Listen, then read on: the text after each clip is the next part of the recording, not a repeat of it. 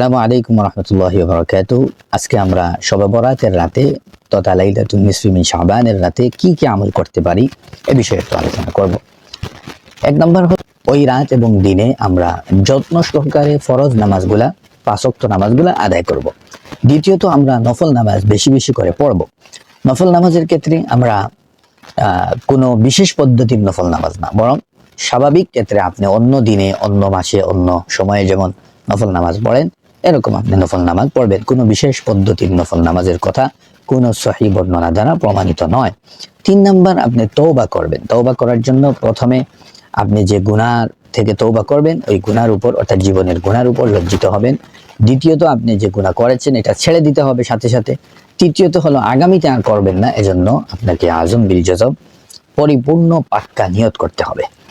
4 number হলো কোরআনুল কারীমের তিলাওয়াত বেশি বেশি করে করা লাইলাতুন নিসফি মিন শাবানে, তথা পুরা মাসেই আমরা কি করব, বেশি বেশি করে কোরআন তিলাওয়াত করব, বিশেষ করে এই মাসে।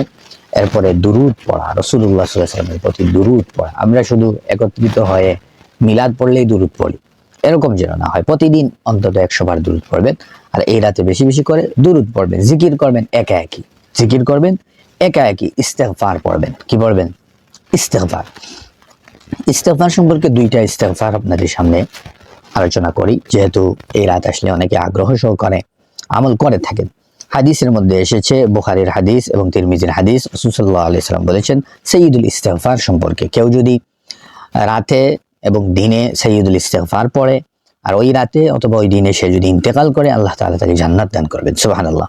তাহলে সাইয়্যিদুল ইস্তেগফার এটা আমরা বরাতের রাতেও পড়তে পারি এবং অন্যান্য প্রতি রাতে প্রতিদিনে আমরা পড়ব। ইস্তেগফারটা হলো আল্লাহুম্মা আনতা রাব্বি লা ইলাহা ইল্লা আনতা খালাকতানি ওয়া আনা আবদুকা ওয়া আনা আলা আহদিকা ওয়া ওয়া'দিকা মাস্তাতা'তু আউযু বিকা মিন শাররি মা সানা'তু আবুউ লাকা বিনি'মাতিকা আলাইয়া ওয়া আবুউ বিযামবি ফাগফির লি ফাইন্নাহু লা ইয়াগফিরুয যুনুবা ইল্লা আনতা। 2 নম্বর আরেকটা ইস্তেগফার, সেটাও তিরমিজি এবং আত-তারগীব ওয়া তারহিব এর হাদিসের কিতাবের মধ্যে এসেছে। সেটা একবারে সংক্ষেপ ইস্তেগফার, সেটা হলো আস্তাগফিরুল্লাহাল আযীম আল্লাযী লা ইলাহা ইল্লা হুয়াল হাইয়ুল কাইয়্যুম ওয়া আতুবু ইলাইহি। আমি আবার বলছি, আস্তাগফিরুল্লাহাল আযীম আল্লাযী লা ইলাহা ইল্লা হুয়াল হাইয়ুল কাইয়্যুম ওয়া আতুবু ইলাইহি।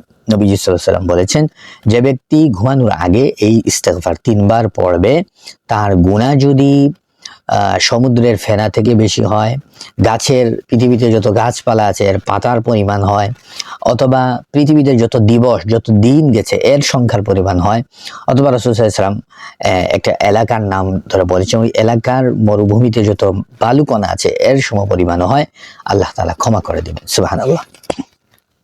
তাহলে এই ইস্তেগফারটা আমরা সব সময় পড়বো, প্রতি রাতেই আমরা পড়ার চেষ্টা করব। 5 নাম্বার হলো এই রাতে গুরুত্ব সহকারে দোয়া করা, কারণ এই রাতে দোয়া কবুল হওয়া তথা মাফি পাওয়ার বারবার হাদিসের মধ্যে এসেছে। এজন্য আমরা সব রাতের রাতে বেশি করে দোয়া করব এবং দোয়াটা যেন একা একই বেশি হয়। কারণ আপনার কি সমস্যা, আপনি আল্লাহর সাথে একা একই কথা বলবেন।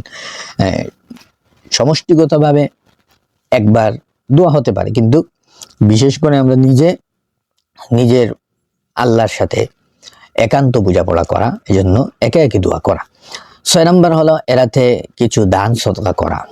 দান সদকা করে মুর্দেগানদের জন্য ইসালে সওয়াব করা, তাদের জন্য সওয়াব পাঠানো, তাদের কবর জিয়ারত করা। তবে কবর জিয়ারতের ব্যাপারে এখানে সতর্কতা হলো যে আপনি একা একই যাওয়ার চেষ্টা করবেন, একা বা 2 জন বা 3 জন। এর থেকে বেশি দল বল নিয়ে কবর জিয়ারতে গেলে কবর জিয়ারতের যে ফায়দাটা জিয়ারতের মাধ্যমে, এক হলো তো মুর্দার প্রতি আপনি কি করলেন, সওয়াব পৌঁছাবেন, আল্লাহর কাছে মাফি চাইবেন, সাথে সাথে নিজের অন্তরে যে এই কবরের প্রতি একটা ভয়, মৃত্যুর একটা ভয় ভিতরে ঢুকা, এটা দলবল নিয়ে গেলে এটা আর থাকে না। এজন্য আমরা জিয়ারত করব একা একা, আর শুধু এই রাতে না, বরং আমরা প্রতি জুমায় অন্তত মা বাবার কবরগুলা জিয়ারত করার চেষ্টা করবো ইনশাআল্লাহ।